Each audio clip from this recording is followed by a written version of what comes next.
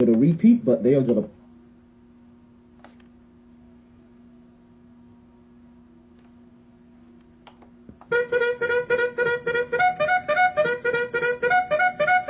MyT! My poetry's deep, I never felt MyT! MyT! Wait, is this season 2? I wasn't even ready yet. So what? Do I just insert a hot take here or something? MyT!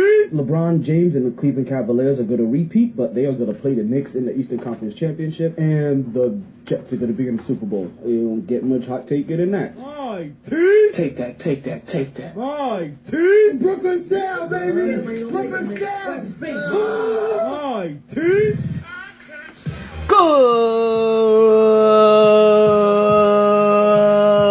Good evening, and welcome back to another edition of the MyT Sports Podcast. I am your host, the one and only Tyler T. Taylor. It is a wonderful day here in South Florida. It's 87 degrees. We get to talk about NFL Week 1. We get to take a peek into Week 2. We get to finally, I know I've been teasing you with this for like a month now. We finally get to talk about my Mount Hate more. And there's a state of emergency. And more. But you know what I say, regardless of that time and regardless of the weather, it is always a good time to talk some sports.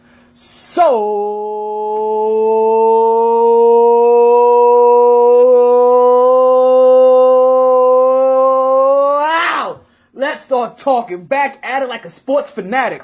Woo! Listen, I'm happy. Listen, if you're not happy right now, I don't know what's wrong with you, because I'm happy. And you know the reason I'm happy? Number one, and first and foremost, is that we have football back. Even though, listen, the basketball fan in me is itching, fiending, like I'm scratching at my neck right now, looking like Pookie from which one was Pookie from? Let's just continue. Little bit here scratching, looking like Pookie for basketball. But until then, I don't have to worry about struggling to watch a baseball game anymore. We get live action, like grown-ass men hitting grown-ass men with everything they got, trying to just put a pounding on each other. Pause. No homo. Right? And if you've watched this weekend, there's so far, like this weekend's almost had like two themes.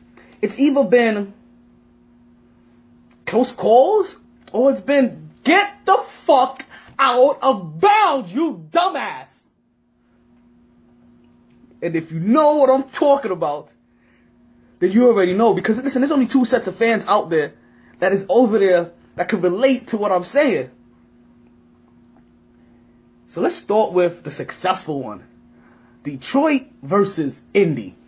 And I can't remember what I picked for this game, but all I know is that it basically ended up being a shootout. And as we see our Matthew Stafford marching down the field, right? He's doing what Matthew Stafford does, regardless if he has Megatron or not, regardless if he has that dude, like he still does his thing. And he's slinging the ball like the gunslinger that he is, over the hand, under the hand, through the hand, under the feet, over the head. You know what I'm saying? And then we come down to the wire, and he's trying to make that game-winning drive. You know what I mean? Like good franchises do at the end. You know? They go down at the end of games and they make game-winning drives. You know what I mean? Like the iffy teams, they falter here, and the good teams this is usually where they're successful. Right? I'm not saying that Detroit is going to be a successful team. I'm just saying this is normally where teams are successful. So he comes down and he gets the drive, and all of a sudden gets into the receiver's hand, and the receiver doesn't get out of bounds. I'm sorry. No, this is before I back up against the receiver. First, his tight end doesn't get out of bounds. Probably doesn't line up properly. And then his wide receiver doesn't get out of bounds. So he's over there, like, literally back-to-back plays. One, he's balking on Ebron, and the next play, he's balking on the wide receiver. And if I knew who the wide receiver's name was, I probably would tell you at this point in time. I don't know who the wide receiver's name is, so we're not even going to go into that. Hope you caught all that. But fortunately for Matthew Stafford and the Detroit Lions, they had enough time to get the ball position and get it down, to get the field goal up, to get it through the uprights, and bada bing, bada boom, there's guys in the room, how you doing? They get the W.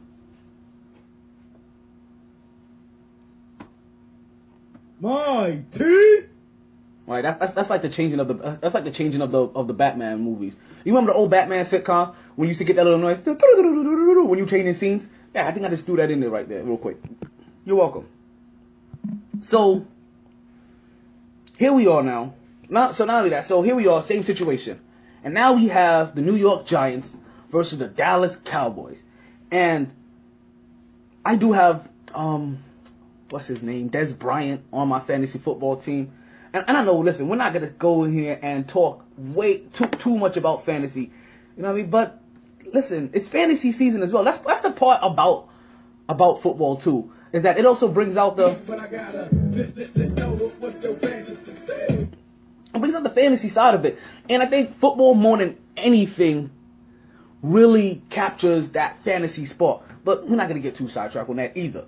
So we get New York Giants versus the Dallas Cowboys, and the Dallas Cowboys are at home, right? They're in their $1 billion stadium, you know, with the retractable roof and the star in the middle and the lights and the cameras and the action and the 100,000 seating that it seats, or however many it seats, right? You know, where they could sell standing room and it be sufficient. So same thing happens here. The New York Giants and the Dallas Cowboys go into a shootout, surprisingly a shootout with the rookie quarterback. Even more surprising that it's a shootout because Des fucking Bryant had one catch all game. All game, Des Bryant, one catch. Sorry, I apologize. That's the fantasy. That's the fantasy fan coming out in me. But Des Bryant had one catch all game. So the fact that it was a shootout makes it even more surprising because you're figuring, who's he getting the ball to? Ezekiel Elliott? No, Ezekiel Elliott was bottled up. Ezekiel Elliott couldn't get it. I think Ezekiel Elliott barely, but I believe he did, but barely crossed 50 yards. He barely put up 50 yards for that game. So the fact that it was a shootout was a little surprising.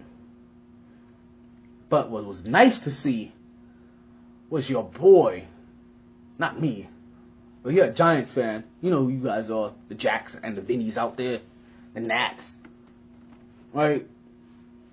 If you're a Giants fan, it was good to see Victor Cruz come back, play a whole entire game, but also, no, I'm sorry, not quite yet, play an entire game, catch a touchdown pass, and also do his dance. Watch him do his dance like suavemente. Besame. Yes. I took it there. So that was good to see Victor Cruz come through and catch a touchdown. A late touchdown in the game that put the Giants up. So now here comes Prescott and the Dallas Cowboys. And they're marching. And they're marching. And they're marching up the field. And they're getting very, very close to field goal position. Until Prescott slings the ball over to the right. It's caught by Williams. Williams catches the ball. He runs upfield. And he runs to the middle of the field. Doesn't go to get out of bounds. We're talking like 6 seconds left here, folks. We're talking the final 10 seconds of the game. He doesn't even make an attempt to get out of bounds. He runs to the middle of the field. Now, you've probably already heard this to nausea already. But for the few that haven't, this is news to you, so here you go. So, he doesn't get out of bounds. So now the Cowboys kicking team, or special teams, is rushing to get onto the field, and they do not get the ball off in time to get an attempt at a field goal. All because one player caught a brain fart. And listen, I'm not going to lie to you. Normally, this is probably where I would give them that Doughboy Award. But I'm being a little lenient. It is week 1.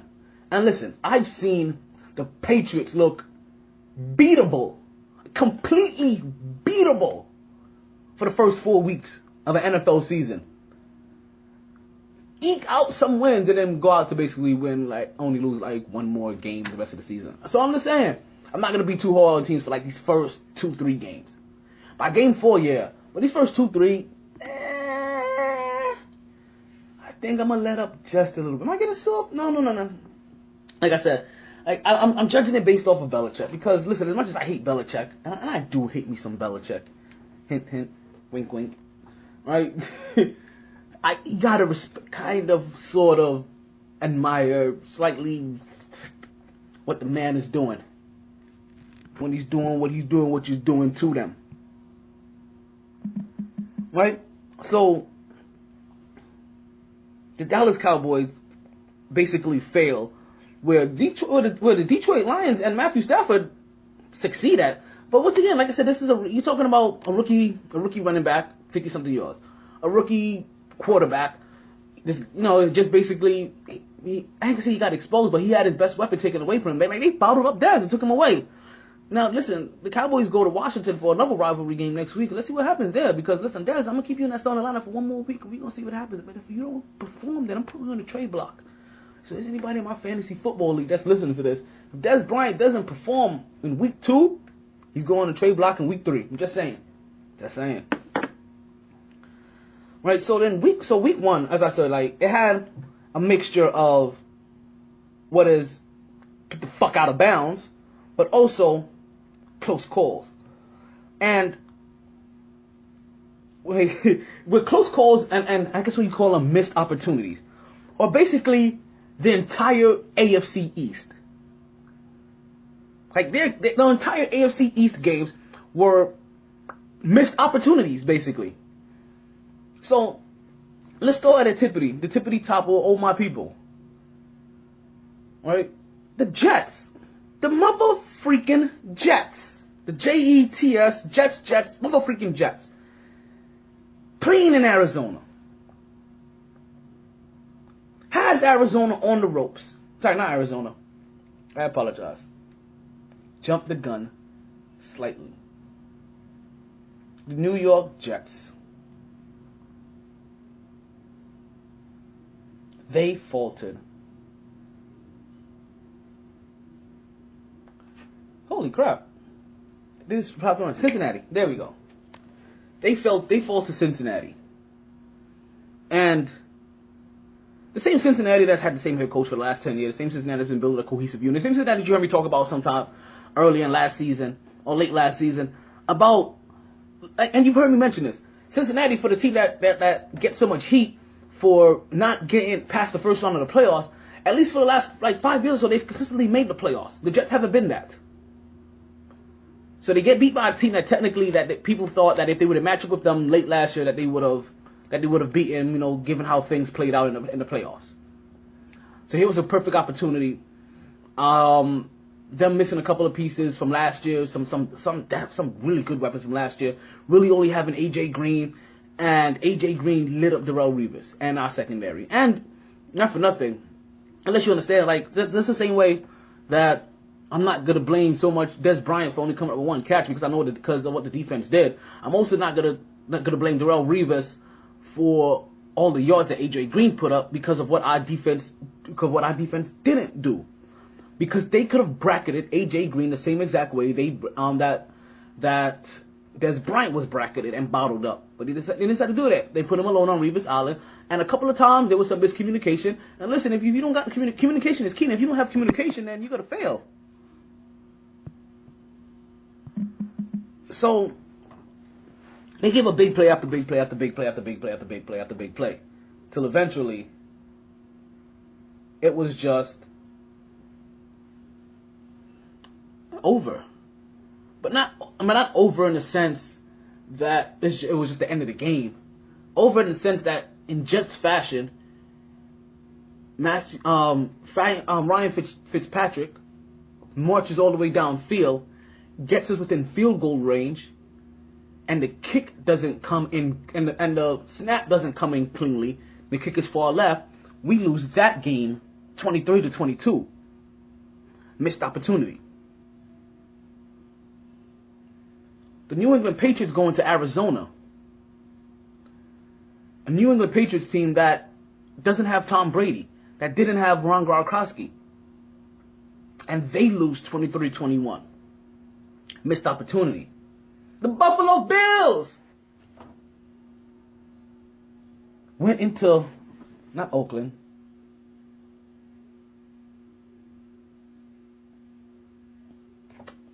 believe they went into Oakland. But they go into Oakland. Not Oakland. Who did Buffalo play? But Buffalo also threw an easy game. Buffalo didn't play Oakland. Something is messed up there. Because Oakland played New Orleans. I remember that one vividly. Listen, I have my stats people to speak me bad info. So while we sit here and we decide to figure out who Buffalo played, we're going to go to a quick commercial. And when we come back, we're going to talk some more football. But also, like I said, there's a state right now that's singing the blues. And we're going to talk about that state and more when we come back. The MyT Sports Podcast, going live on MixLR and also on SoundCloud and TuneIn Radio.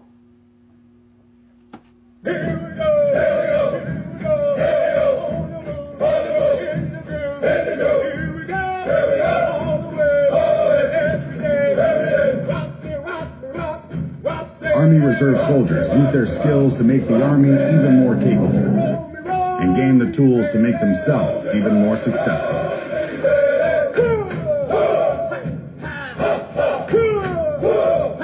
Learn how at GoArmyReserve.com.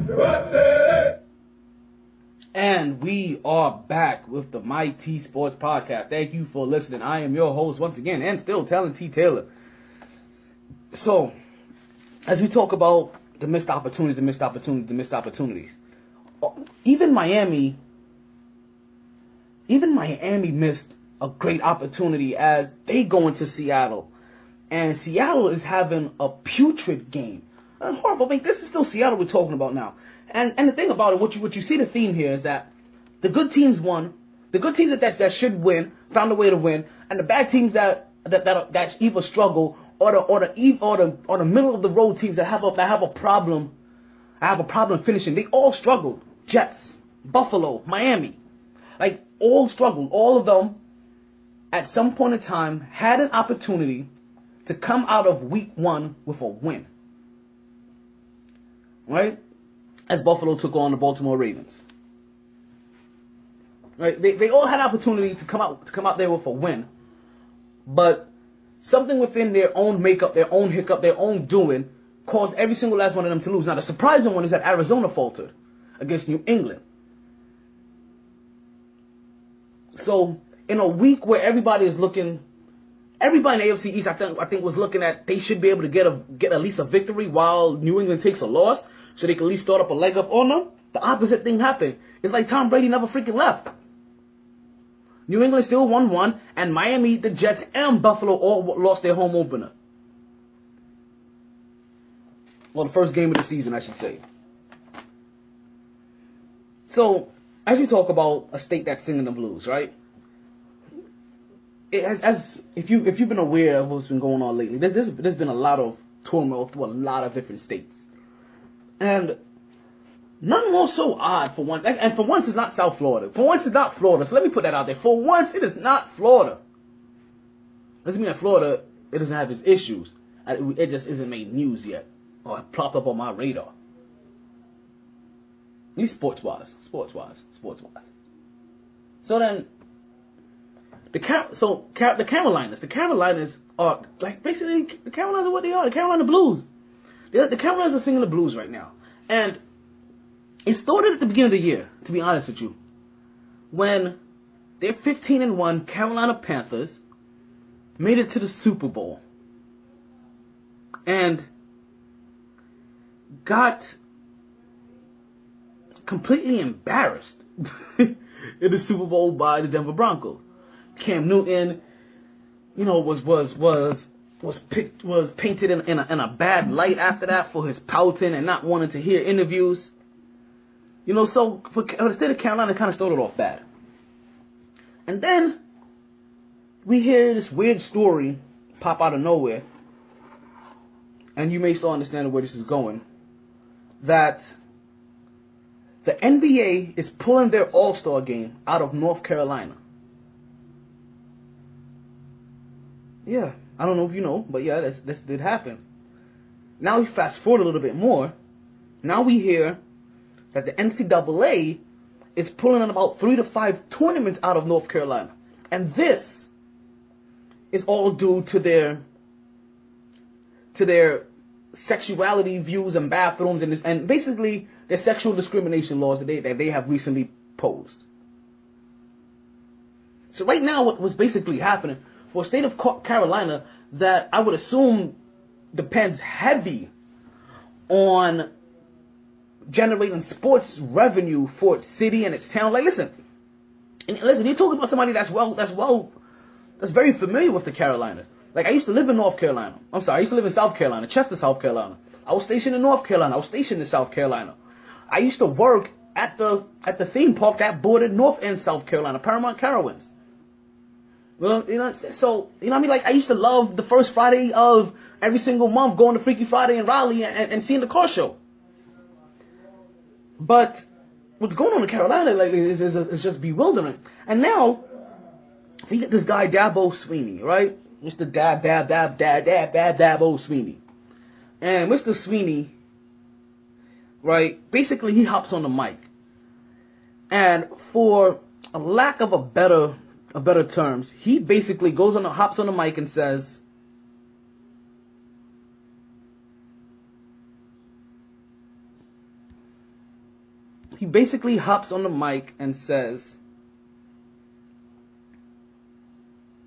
you niggas should just be happy you have rights. Like, that's basically what he said. Like, go find the Dabo Sweeney interview, right? And he basically he does the it's okay for me to say this because I'm constantly affiliated with black people kind of justice. Oh, we allow black people in our church. We allow mixed you know what I mean? We allow mixed weddings in my state or my city. We I allowed a black quarterback to start for me. I mean, we have a black president that actually made it for 2 terms. Because that's uncommon for most presidents to make it to 2 terms, and that's pretty common. So this is what Dabo Sweeney said, and basically it sounds like I said, you niggas should be happy that you have rights. Like, it could be worse. Like, you could still have no rights, and that is a completely wrong approach to the thing.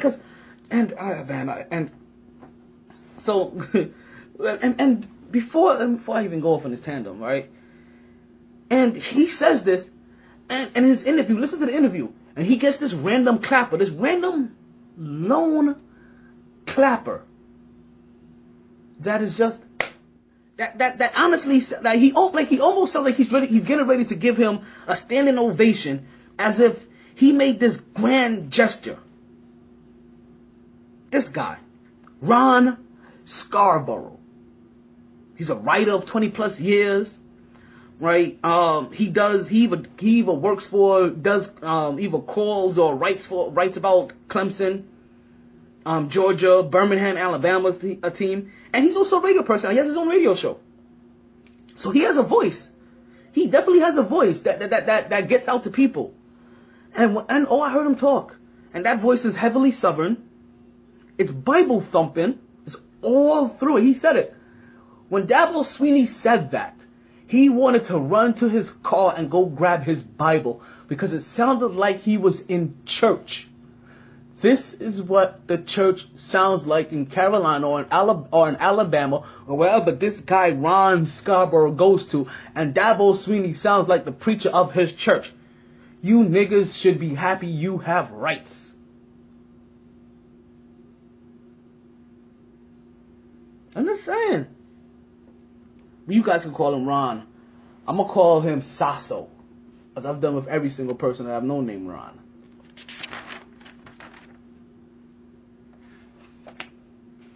As we didn't even finish getting through all of the week 1 games. But we'll get through the rest of them. So, this is what he does. And all of this is coming out of one state. One state and one state alone. Great state of Carolina, and I'm flabbergasted. I guess I'm flabbergasted. I'm a little taken back. I'm not surprised.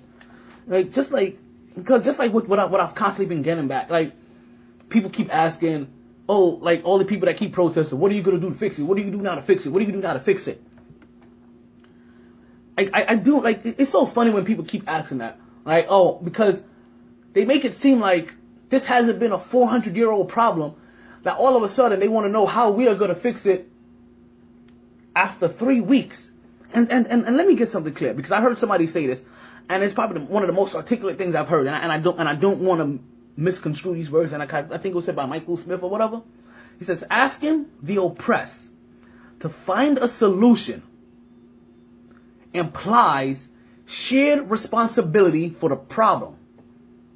Let me repeat that. Asking the oppressed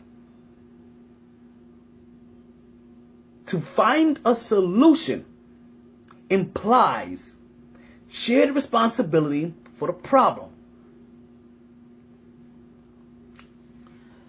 So I keep hearing all of the madness, and I know this is about the second week I'm probably going to go into this Kaepernick thing, because it hasn't gone away. And you saw what happened on 9/11, right? And we see all the people that started talking about, oh, disrespectful to the troops, and it's disrespectful to this, and it's disrespectful to that. Well, let me tell you what I did. I decided to have a forum with all of my troops. Right? And I'm not going to lie to you, 99% of them, maybe 95. There's a few I wasn't able to get to, but I've seen their views. So I'm going to give it maybe 95. 95% of them are 100% okay with the kneeling and the not sitting for the national anthem, because they perfectly understand the atrocities that are going on in this country, and the fact that there is a light that needs to be shone upon it, because once again, we are all soldiers, and what we do is that we go out there and we fight atrocities wherever they are at, whether foreign or domestic. So when you say that, oh, they offended the troops, no, they're not offending the troops. When you say that, they need to show some respect for 9/11, no. See, this is once again the problem here, is that what you're asking for is for them to put on a false sense of reality. And for who? Because when these people that were in power were abusing their power, were committing these atrocities, were shooting unarmed men, were sicking dogs on people, were sicking hoses on people, you understand? Digging up burial grounds, not allow people the right to vote. You understand, when this was happening, they didn't care if it was day, afternoon, or night. They didn't care if it was February 14th, June 19th. They didn't care if it was September 11th or December 25th. They didn't care what time of day or when it was when they committed their atrocities. So there is no proper time or day that you can say is right for these atrocities to be fought, because they are happening 24/7. So I ask you again, if you all you are is offended on when they did it and on what day they did it, or if all you are offended that they should have showed more respect in front of the flag on 9/11, when you have your own on 9/11, you understand? Then basically all you're asking them to do is to show a false sense of, who's the facade for? All you're doing is asking them to show a false sense of reality for somebody. Who? So you see, what goes on here is that if you keep bringing up things if you keep bringing up topics and subjects that has nothing to do with the problem, the issues that are going on, then basically what you're doing is you're helping not only disguise the problem, you're helping throw shame into the problem. You're helping the people that want to brush this under the rug, throw up a bigger smoke screen than what it is, because all of these are smoke screen topics to a bigger issue. They have nothing to do with the issues. Mm-hmm. Because if there wasn't a problem going on in America now, somebody wouldn't feel it necessary to kneel during the national anthem on 9/11. You have to understand, these are cause and effects here. Like, we learned this in 3rd grade. We were 8. For a couple of you that may have been that may have fell in that, depending on where you fell for your age limit or your bracket or how it works, you were as early as 7 and as old as 9, or as young as 7 and as old as 9. But on average, you were 8, and we learned cause and effect. So to completely all of a sudden ignore what caused this effect for the kneeling of the national anthem, you are basically helping with the problem. directly or indirectly, because some of you may not be doing it purposely, and I know some of you personally, and I've been there with you, and I know your heart. You're not doing it, but watch on what you do indirectly, because you are helping the people that want to continue abuse their power, throw this underneath the rug, and keep on abusing their power. We are going to take this moment to go on a break. When we come back, we are going to finish talking about week 1. We're going to get into week 2, and yes, we may finally get into my Mount Rushmore of hate. My Mount Hate More. That and more on the Mighty Sports Podcast. Going live right now on MixLR, later on today on SoundCloud, and tomorrow on TuneIn Radio.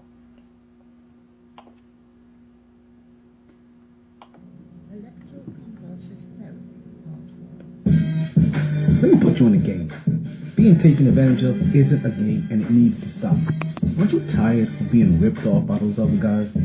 Then head to Multiverse Video Games and get the value you deserve on your games and gaming products. The games cost money, and you shouldn't feel like you're just giving them away. So why continuously buy a membership for prices and deals that you should be getting anyway? Multiverse Games not only has fair pricing and great trading deals, Multiverse has a wide variety of games, not just all your popular next-gen titles, but also all your favorite old-school titles and systems. Starting as early as Atari and Nintendo, to as current as PlayStation 3 and Xbox 360, and yes, that does include PlayStations, GameCubes, and Xboxes in between.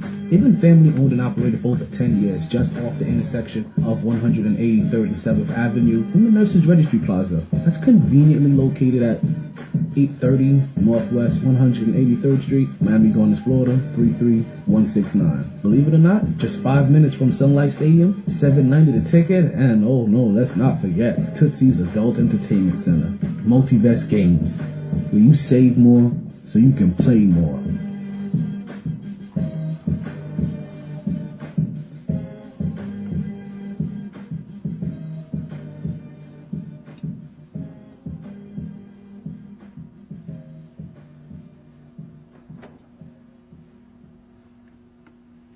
And welcome back to the MyT Sports Podcast.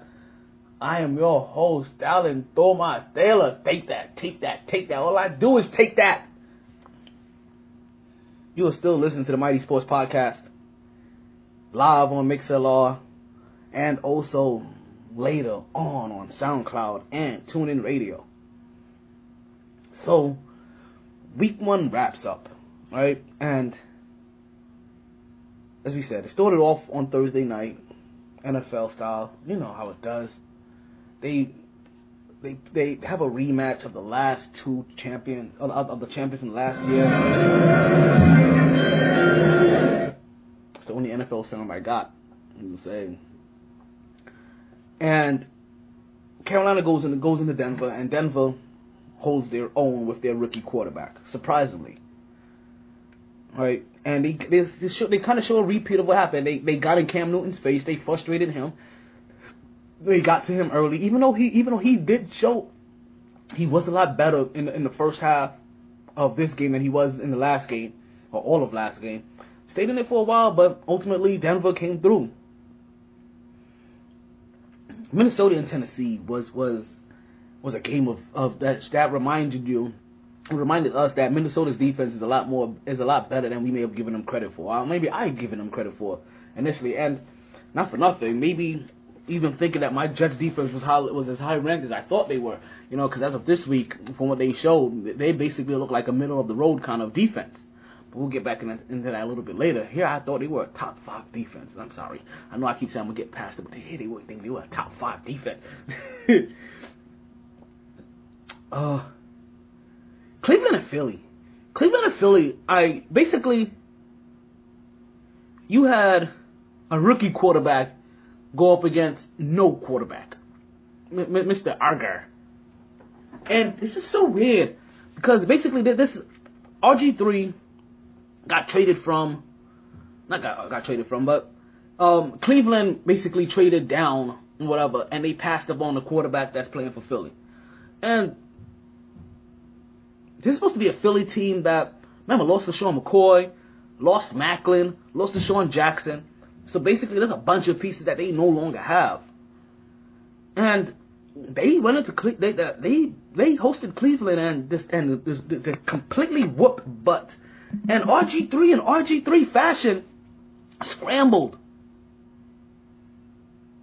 and then took a hit, and then got injured. RG, 3 strikes, you're out. I'm sorry, B. I don't see it. Like he'll be looking to get a job. Like, honestly, like, as soon as, and you know what's funny? I didn't even hear about it conventionally. I heard it from one of my veteran friends that are a Cleveland Browns fan. Or that is a Cleveland Browns fan. I heard it from the Bartman. Like, I had to hear this from the Bartman. So RG3 goes out, and my first question is Pryor gonna come back and slide into quarterback and start to play? But no. They have other plans. And you know what? And I guess that does make sense, because Cleveland is still one of those interesting factors that they're looking at that team and says, like, hey, once the guy that's suspended, I can't remember his name anymore because he hasn't played in so long, and he's just irrelevant until he can actually get on the field again. But until he gets on the field, Josh Norman? I don't know. No, I believe that's the other guy. But when he gets on the field, that him and Terrell Pryor may put up maybe a 10 that's going to be reckoned with. But if they are 10 to be reckoned with, they still need somebody to get on the ball. So let's hope they last there next year, and then they get that quarterback that's going to be supposed to be the number 1 pick next year, because they going to need it. And San Diego and Kansas, and after that, so yeah, Philly comes away with the win over Cleveland. And let's get this right. I apologize, people. I do apologize.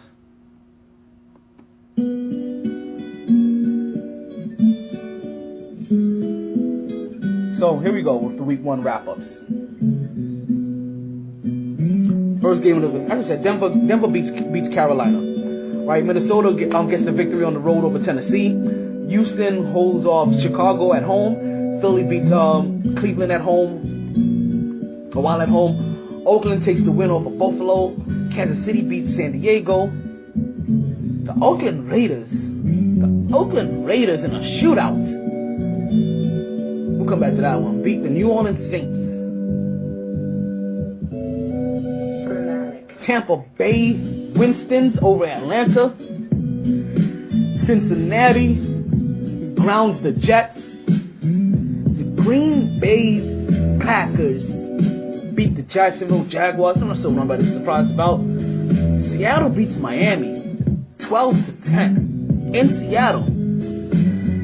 The New York Giants beat Dallas in Dallas 20-19. As we said, I told you earlier, Detroit Lions beat the Indianapolis Colts. The New England Patriots steal one from the Arizona Cardinals 23-21. And on Monday night, the Pittsburgh Steelers beat the Washington Redskins. Beat Washington.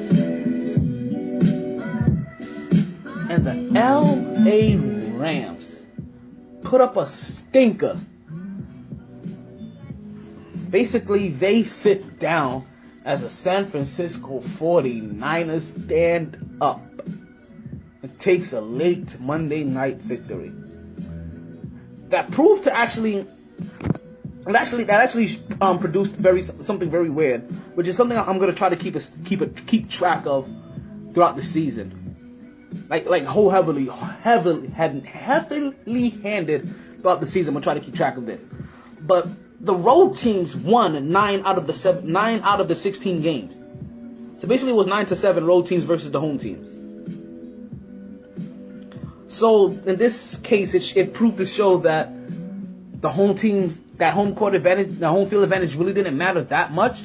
But in most cases, when we're looking at it, Minnesota is a better team than Tennessee. So Minnesota's defense basically just took over Tennessee, who was playing with a rookie quarterback or a second-year quarterback in Marcus Mariota, right? So their defense and their running game continued, even though they lost their starting quarterback.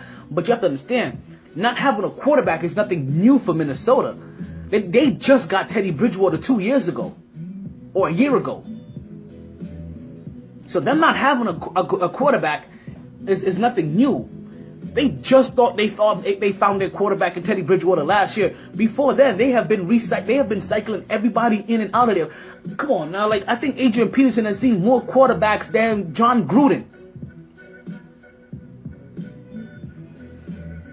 As we said, and Houston basically each one over Chicago as their defense decided to hold up, and that game was a weird little shootout in itself, and a lot of big plays back and forth. As you already mentioned, Philly taking out Cleveland, as we said, like I said, it was the rookie quarterback Wentz, I believe, taking on RG3, as RG3 just RGD just can't catch a break. Can't catch a break.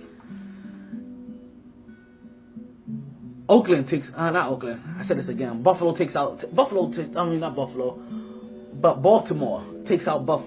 That's okay. All you can describe the game as a missed opportunity. Missed opportunity.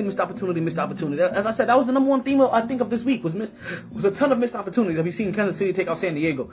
And this is an unfortunate game, as Kansas City did show that their defense is elite, and I guess you should know this, or maybe I should know this, or I should realize this a little bit more, because Kansas City has been a team that has struggled to score on offense, but yet has been in every single game that they've played for the last 2 years. And the only way to be in every single game for 2 years when you can't produce solid offense is to have a great defense. So Kansas City gets the win over San Diego. But what comes worse out of that is that San Diego's wide receiver, Keenan Allen, Keenan Allen? Yeah, goes out again with another injury. And I do apologize to myself, because if I would have remembered that it was him that has been the guy that's been injury prone for all these years, I wouldn't have picked him up, honestly, because I don't believe in players that are injury prone. It's the reason why for the first year I didn't draft AJ Green. I picked Des Bryant over AJ Green. I'm sorry, let me do this right,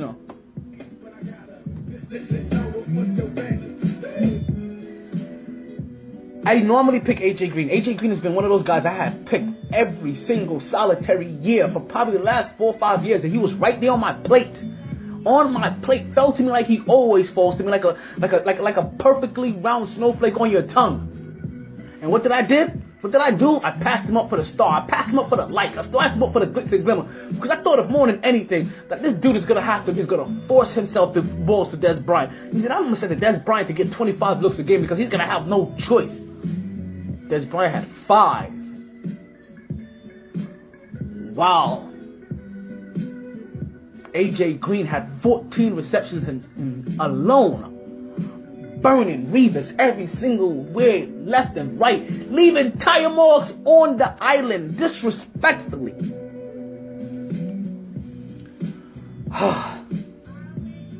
Right. So then Oakland takes a win off of New Orleans, and I'm gonna tell you what I noticed. This is a shootout. This was absolutely a shootout. But this was a shootout because there was no D that was being played, and it's not that there was no D that was being played by Oakland. There was no D that was being played by the Saints, because the Saints don't have defense. And Drew Brees is just that dude. This is the reason why I told myself this year that if I didn't get Drew Brees as a quarterback, I was going to get one of Drew Brees' top targets. Because Drew Brees has been the only player over the last 10 years to probably average as many, in the last 10 years, he's averaged over 50,000 yards, damn near 50,000 yards in the last 10 years.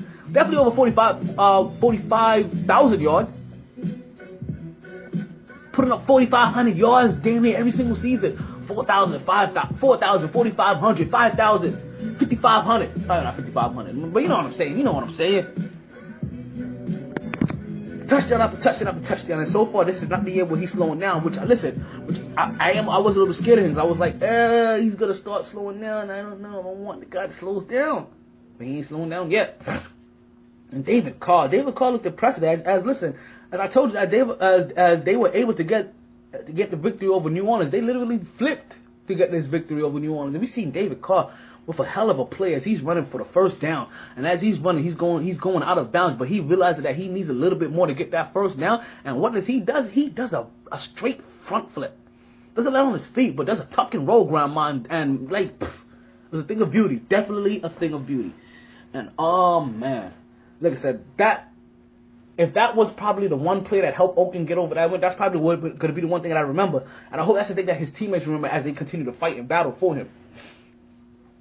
Tampa Bay and Atlanta. Jameis Winston won that game. 4 touchdowns. Finding his 2 big targets, Vincent Jackson and Mike Evans. And Jameis Winston, I'm not gonna lie, somebody that was on my radar, and I was gonna keep him on my radar for a couple of weeks because I didn't expect him to really do anything, but I really did want to watch him. And what he does, he comes out in the first week and he slaps me in the face with 4 touchdowns, which means you can no longer be on the radar because now you're on everybody's radar. So I had to pick him up for my.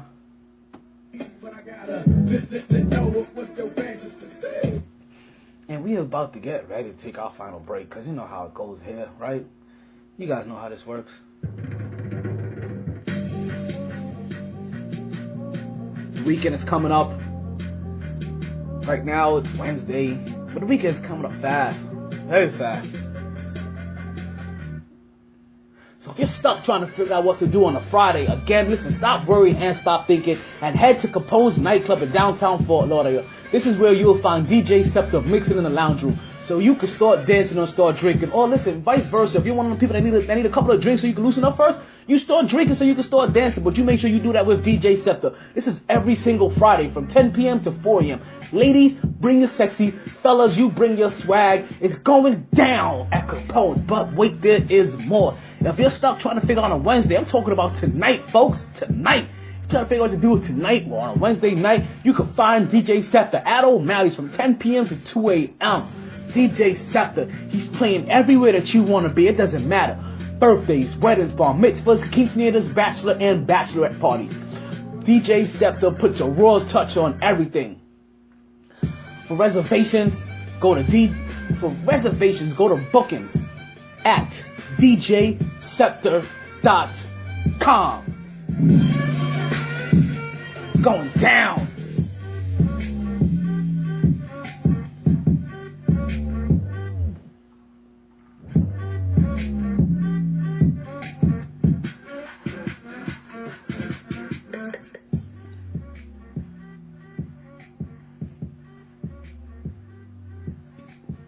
And welcome back to the MyT Sports Podcast. Again, I am your host, T. Taylor.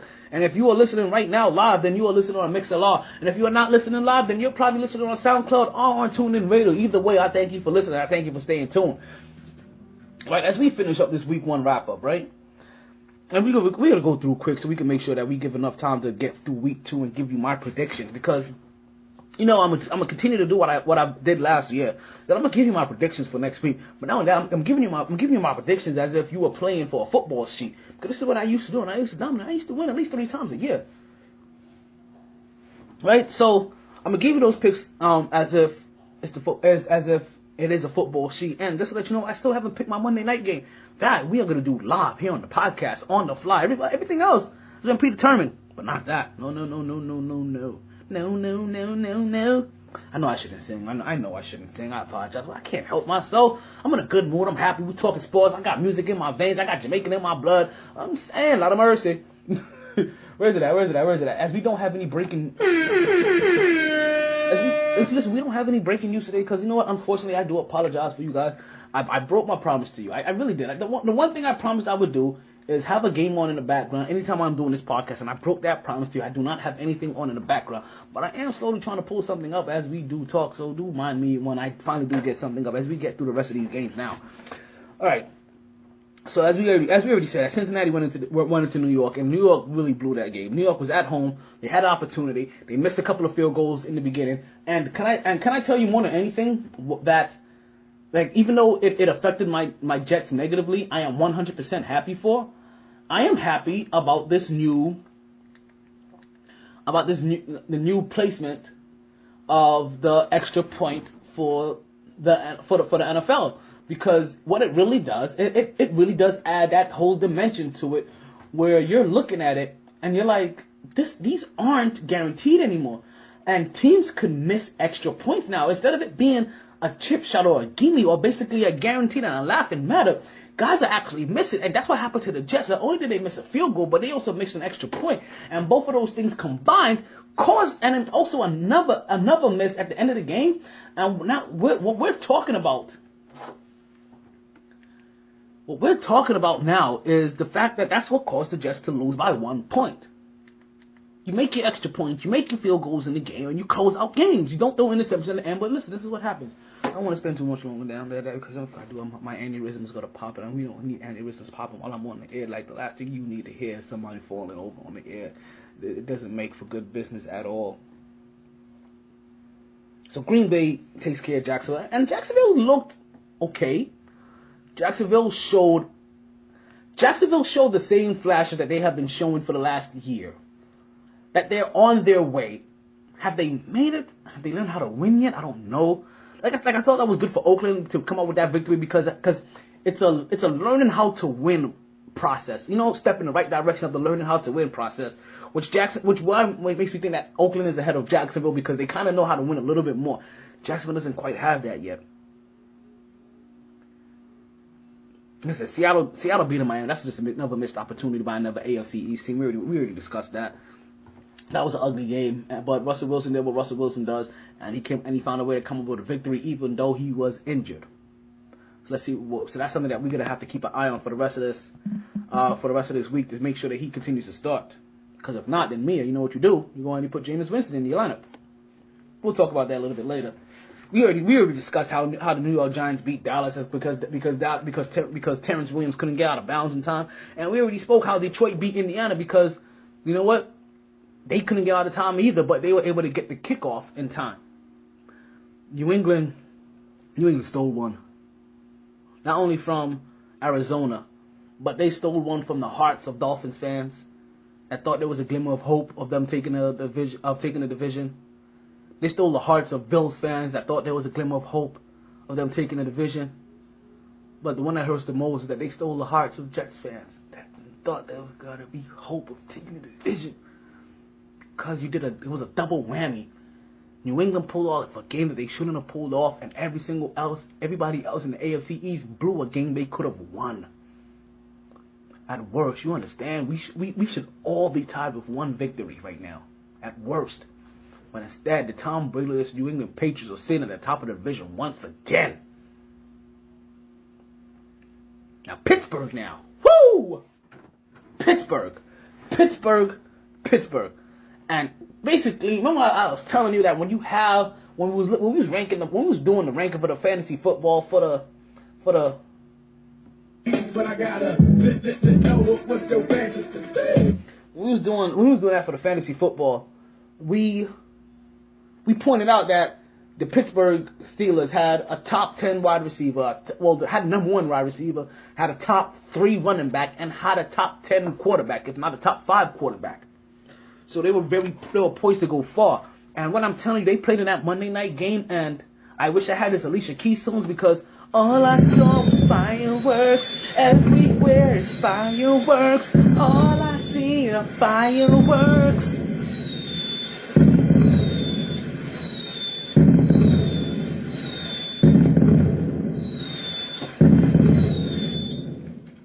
We done? Well, that's how much that boy Antonio Brown lit up the field. That boy is special. Have you seen this commercial? There's 126 receptions for the day. Trying to break the record. Is this the... So to paint the picture for you, because you haven't seen it. This wide receiver, Antonio Brown. He's a receiver, one of the best receivers in the league. And they have a commercial with him, as we have about 5 minutes left in the podcast. Right? So he's one of the best receivers in the league, and he has the ESPN commercial where he's sitting at the receptionist desk, and he's talking to one of the anchormen. He was like, "Well, he had a really good game. He had a really good day yesterday. He almost broke the record." He's like, "What record?" "I had 126 receptions." He goes, he says, "You realize these are just phone calls?" He goes, "Wait, is this the phone call desk or the receptionist desk?" Like the receptionist desk. And he takes another phone call with a big old smile on his face. I thought that was clever. I thought that was hilarious. Right, but that's what happened. Like him and Ben Roethlisberger lit up that field, and they took one from Washington, badly from Washington. And then we get to the Monday night game, right? As the LA Rams, literally, it may have been Colin Kaepernick kneeling for the San Francisco 49ers, but it was the LA Rams that laid down that game. Because San Francisco, as a team, they stood up, and they ran completely, and they ran over the LA Rams. And it was bad all over the place. Couldn't get the receivers the ball. Todd Gurley couldn't run. Like, it was just bad. They put up a complete freaking donut.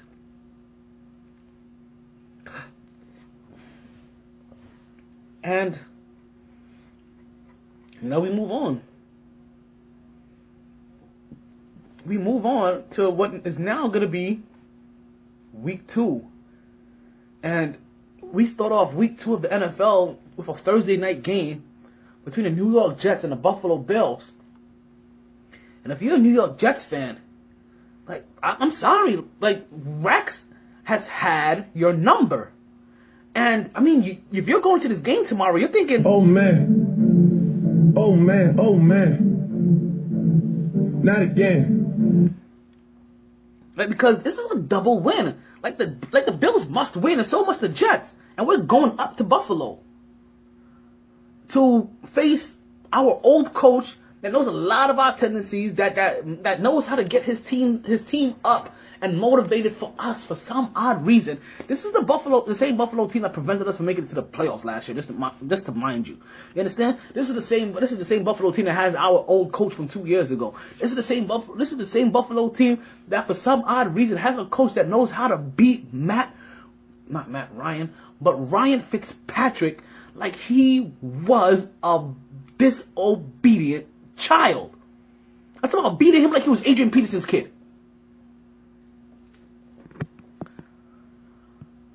So this game doesn't kind of make me nervous, but like I said, we don't have a lot of time, so we are going to get through the rest of these picks real quick for you. So, let's start the game off. Alright, I have the New York Jets beating the Buffalo Bills, obviously. And that's the homer pick of me, because from what I've seen from both teams, like, I honestly would generally probably go with the home team here, but I have to go with the Jets. And I do think they do have the better team. They do have the more reliable offense, the more reliable overall structure for right now, because Buffalo is one of those teams that they may be up for a good portion of this game, and then they'll just start penalizing themselves to that because Rex Ryan teams happen to be a little undisciplined. So I have the New York. Then next up we have the New Orleans Saints taking on New York Giants. I have the Giants winning that game. It was going to probably prove to be another shootout with the New Orleans Saints, because guess what's going to happen? If the Giants go up, the only way for the Saints to win is for them to shoot it out, and you have no better person when it comes to shooting it out right now that I believe than Drew Brees. Drew Brees is a shootout master. So at this game, if you want to hear something bold or a hot take, I'm expecting 10 touchdowns total in that game between New Orleans and the Giants. I'm gonna write that down right now. I hadn't thought about that before. 10 touchdowns. I see Detroit keeping on their winning streak, and they're gonna find another way. And as they take on Tennessee, and they're gonna find another way to roll past Tennessee. Right. Next up is gonna be Dallas versus Washington, and hopefully this is the game that Des Bryant finally decides to come out, because if Washington does with Dallas and Des Bryant with what they did with Pittsburgh and Antonio Brown by not putting Josh Newman, your best cornerback, on the best wide receiver, then guess what? Des Bryant is going to go to the opposite side of the field, and if you don't bracket him as well, you know, like what like what the Giants did, then this is going to go off. So I expect Dallas to beat Washington. I also believe they are the more solid team. Kansas City over Houston, even though Houston should be at home. Even though Houston's at home, and Houston may be able to take this one, but I have Kansas City over Houston. I'm gonna pick Kansas City over what is JJ Watt for right now. I have New England beating Miami. Even though I would really love for Miami to win that game, even though you won't hear me say this to a lot of people. Listen, honestly, I hope this game ends in a draw, to be honest with you. I hope this game is 100% a draw, but honestly, I see New England beating Miami. If New England found a way to plan for Arizona and beat them, they're going to find a way to beat Miami. I have Baltimore beating Cleveland, and I just don't see Cleveland having anything worthy of being a contender with. I have Carolina beating San Francisco, Pittsburgh beating Cincinnati, Arizona taking over beating Tampa Bay, the Seattle Seahawks beating the LA Rams, right? Oakland Raiders beating Atlanta. I have Jacksonville Jaguars beating the San Diego Superchargers. Jacksonville Jaguars beating the San Diego Superchargers. The Denver Broncos beating the Indianapolis Colts. The Green Bay Packers over the Minnesota Vikings, which I'm really hoping really going to hope to see which defense comes out on that one. And last but not least, is the pick that I have not made yet. The Monday night game is going to be between Chicago and Philly. And you know what? I'm going to go with Chicago on that one. I just think they have a little bit too much weapons and a little bit too much experience. So I'm going to expect them to take that game probably 31-18. Thank you guys for listening. This has been the Mighty Sports Podcast. I am your host, Talon T. Taylor. You can find me on SoundCloud, Mixer, Facebook, and Twitter.